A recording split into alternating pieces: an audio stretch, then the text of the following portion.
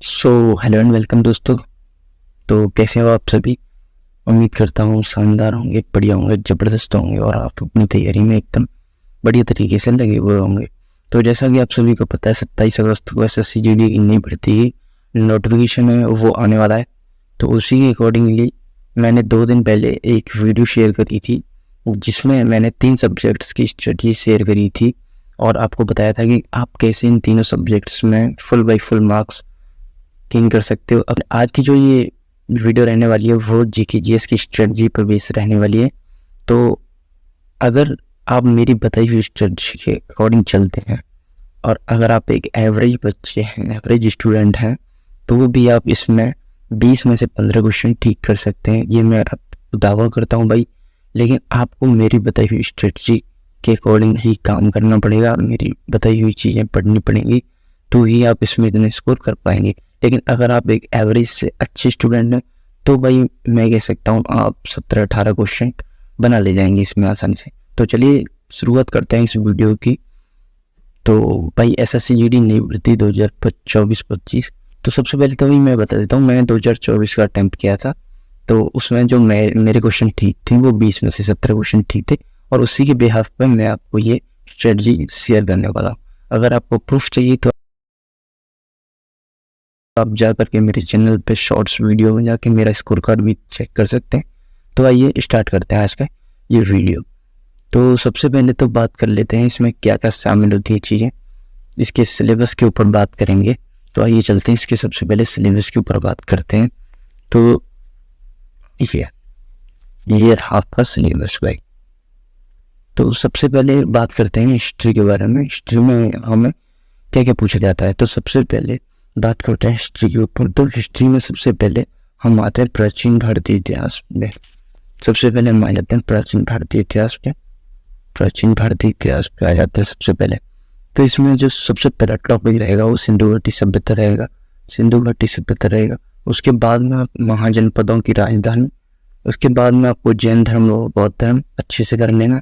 उसके बाद में आपको हरियांक व शिशुनाग वंश, ये आपको अच्छे से कर लेना है। उसके बाद में आपको ये नंद वंश व मौर्य डायनेस्टी, ये आपको एकदम अच्छे से करके जाने हैं। उसके बाद में आपको ये गुप्त वंश और चोल साम्राज्य, भाई इनमें से इस बार भी क्वेश्चन पूछा गया था गुप्त वंश और चोल साम्राज्य में से, तो हो सकता है अगली बार भी इसमें से क्वेश्चन पुटअप किया जाए, तो आप इसे अच्छे से करके जाना। उसके बाद में आ जाता है विजयनगर साम्राज्य। तो ये हो गया आपका प्राचीन भारतीय इतिहास। आपको बस ये गिने चुने टॉपिक हैं, 7 टॉपिक प्राचीन भारतीय इतिहास के।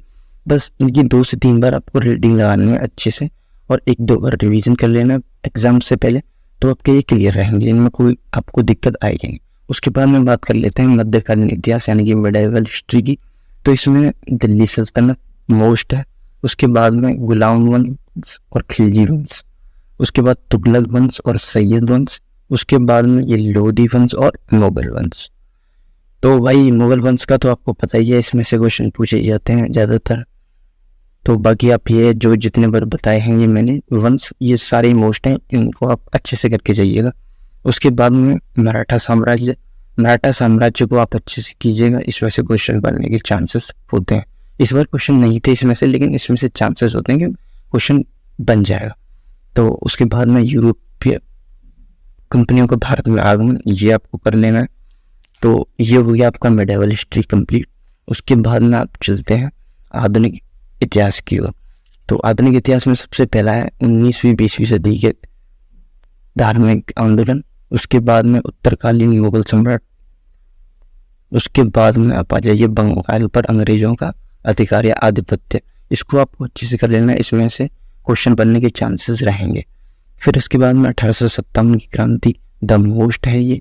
उसके बाद में भारतीय राष्ट्रीय आंदोलन, मतलब जितने भी ये जो राष्ट्रीय आंदोलन हुए किस टाइम पे, उस टाइम पे जिस टाइम पे ये 1857 की क्रांति के बाद से ये जो आंदोलन शुरू हुए वो सारे आपको आंदोलन कर लेने हैं अच्छे से। उसके बाद में प्लासी और बक्सर का युद्ध, ये तो अक्सर पूछ लिए जाते हैं हर एग्जाम में, आपको पता ही है, तो ये आपको याद ही होंगे मैं मानता हूँ अगर आप अच्छे स्टूडेंट हैं तो। उसके बाद में ये गांधी युग आपको अच्छे से करना है, और ये नरम दल और गर्म दल। उसके बाद में आ जाता है आपका प्रमुख कांग्रेस के अधिवेशन। प्रमुख कांग्रेस के अधिवेशन आ जाते हैं। इसके बाद में ये हो गई आपकी हिस्ट्री कंप्लीट। ये आपकी हिस्ट्री जो है वो कंप्लीट हो चुकी है। आ जाते हैं अब। तो इसमें पॉलिटी में सबसे पहले आपको भारतीय संविधान के विकास का इतिहास, उसके बाद में भारतीय संविधान सभा, उसके बाद में भारतीय उद्देशिका और प्रस्तावना। उद्देशिका और प्रस्तावना को तो आप बहुत ही अच्छे से कीजिएगा, क्योंकि इस वजह से क्वेश्चन 100% श्योरिटी के साथ कह सकता हूँ मिलेगा ही मिलेगा। उसके बाद में भारतीय संविधान, हो सकता है आपकी शिफ्ट में ना मिले, लेकिन किसी न किसी शिफ्ट में SSC GD के लिए पूछा जरूर जाएगा, क्योंकि पूछा जाता है इसमें से क्वेश्चन। उसके बाद में 4th आता है भारतीय संविधान के विदेशी स्रोत।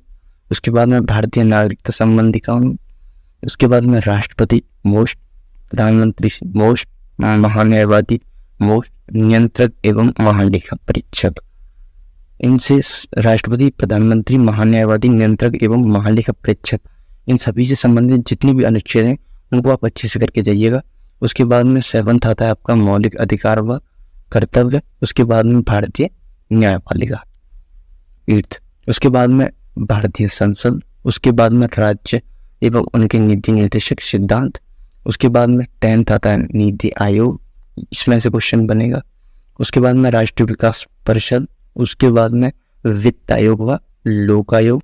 उसके बाद में भारतीय निर्वाचन आयोग। ये आप जितने भी टॉपिक में बता रहा हूँ मैं यहाँ पे जो मैंने मेंशन किए हुए, आप भले वीडियो को एक बार नहीं 2 बार देखिएगा, लेकिन ये सारे टॉपिक आप अच्छे से अपने किसी नोटबुक में लिख लीजिएगा या फिर निशान लगा लीजिएगा अपनी किसी बुक, अगर आपके पास कोई अच्छी सी बुक है तो उसमें से ये सारे टॉपिक आप कवर कीजिएगा। नहीं तो मैं जो है वो इसी चैनल पे सारे इन टॉपिक्स की जो PYQ क्वेश्चन हैं वो सारे की सीरीज में इसी चैनल पे कराने वाला हूँ, तो आप चैनल से जुड़े रहिएगा, तो आपको कोई भी प्रॉब्लम मैं होने नहीं दूंगा फिर तो।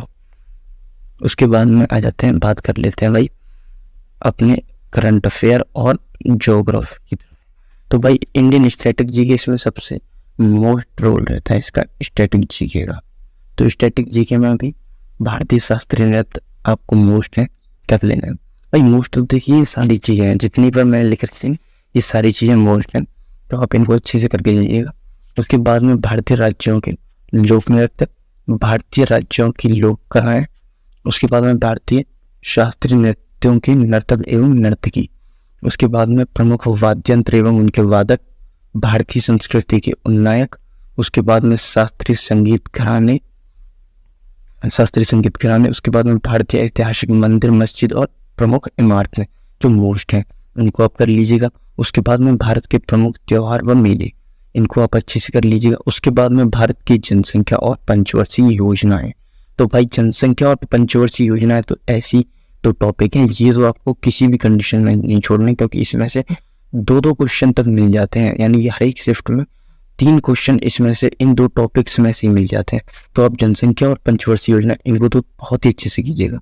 उसके बाद में आपका लास्ट पोर्शन जो रह गया करंट अफेयर, क्योंकि ज्योग्राफी का जो पोर्शन है इसमें मैंने इसलिए स्किप किया है क्योंकि ज्योग्राफी से हो सकता है मुश्किल से मुश्किल आपको किसी शिफ्ट में 1 क्वेश्चन मिलेगा, नहीं तो किसी शिफ्ट में तो एक भी नहीं मिलता है। उसके बाद में अब करंट अफेयर की बात आ जाती है। तो करंट अफेयर आपको कैसे करना है, करंट अफेयर आपको जैसे आपका एग्जाम होने वाला 2025 में, तो 2024 का आपको जनवरी से करंट अफेयर उठाना है और पूरा दिसंबर तक का ख़त्म कर देना है। उसके बाद में 2025 का आपको नहीं पढ़ना है, बिल्कुल भी नहीं पढ़ना है। तो करंट अफेयर में आपको स्पोर्ट्स टूर्नामेंट जितने भी 2024 में स्पोर्ट्स टूर्नामेंट हुए हैं, like as cricket, football, kabaddi, जितने बार हुए हैं, हॉकी के, ये सभी आपको अच्छे से कर लेना है। और इनके स्थान यानी कि कहाँ पे इनका आयोजन हुआ था वो जगह आपको अच्छे से याद कर लेंगे, और किस प्लेयर को इसमें कौन सा अवार्ड दिया गया वो सभी आपको अच्छे से याद कर लेना है। उसके बाद में इंटरनेशनल खेल पुरस्कार विजेता, यानी कि इंटरनेशनल जो खिलाड़ी होते हैं, जैसे हमारे क्रिकेट में भी इंटरनेशनल खिलाड़ी खेलते हैं, फुटबॉल में भी खेलते हैं, तो भाई इनमें क्या है कुछ मोस्ट वैल्यूएबल इनको प्राइज दी जाती है, तो आप उनको अच्छे से कर लीजिएगा। इनमें से क्वेश्चन पुटअप होता है, जैसे कि मेरी शिफ्ट में ऐसे खेल के 2 क्वेश्चन चले थे, तो इसलिए मैं आपको ये सजेस्ट कर रहा हूँ। तो उसके बाद में आ जाते हैं भारत रत्न जो पुरस्कार है हमारे यहाँ का, और फिर पद्मा अवार्ड यानी कि पद्मश्री, पद्म भूषण और पद्म विभूषण, ये सारे अवार्ड जितने भी 2024 में जितने भी लोगों को दिए गए हैं इनको आप अच्छे से कीजिएगा। उसके बाद में GI टैग भी आप जानते होंगे क्या है, ये होता है ज्योग्राफिकल इंडिकेशन, यानी प्राकृतिक पहचान होती है। तो जीआई टैग जितने भी मसालों पे, फलों पे दिया गया है 2024 में, उन सभी को आप अच्छे से याद कर लीजिएगा। उसके बाद में साहित्यिक अवार्ड विजेता, यानी कि जैसे आपके ज्ञानपीठ पुरस्कार हो गया, और भी साहित्य के अवार्ड होते हैं जो साहित्य अकादमी द्वारा प्रदान किए जाते हैं, इनको आप अच्छे से कर लीजिएगा। उसके बाद में लास्ट रहेगा आपका राष्ट्रीय खेल पुरस्कार विजेता खिलाड़ी, यानी कि राष्ट्रीय खेल पुरस्कार जो हमारे यहाँ भारत में दिए जाते हैं, तो उनसे संबंधित जो खिलाड़ी जिनको 2024 में ये अवार्ड दिए गए हैं और उनसे संबंधित खेल आपको बहुत ही अच्छे से कर लेने हैं ये सारे। तो आपको भाई मैं ये गारंटी दे सकता हूँ, अगर आपने ये पूरा जो मेरे द्वारा बताया गया सिलेबस से अच्छे से कर लिया, तो आप भाई इसमें 20 में से 17 क्वेश्चन तो 101% ठोक के आओगे, वो भी बिल्कुल एक्यूरेसी के साथ एकदम करेक्ट। तो दोस्तों आप भी कमेंट करके जरूर बताइएगा आपको नेक्स्ट वीडियो एसएससी जीडी के रिगार्डिंग किस टॉपिक पे चाहिए या फिर किस सब्जेक्ट्स पे चाहिए, तो उसी पे मैं वीडियोस बना दूंगा। जैसे कि मैंने वैसे तो पहले तीनों सब्जेक्ट्स के स्ट्रेटजी वीडियो एक ही वीडियो में आपको शामिल करके वो मैं शेयर कर चुका हूँ इसी चैनल पे, तो आप उसका लिंक डिस्क्रिप्शन में दे दूंगा। अगर आपने वो वीडियो नहीं देखी है तो आप वो वीडियो देख सकते हैं जगह के। तो भाई नेक्स्ट वीडियो में मिलते हैं, तब तक के लिए जय हिंद एंड राम राम भाई।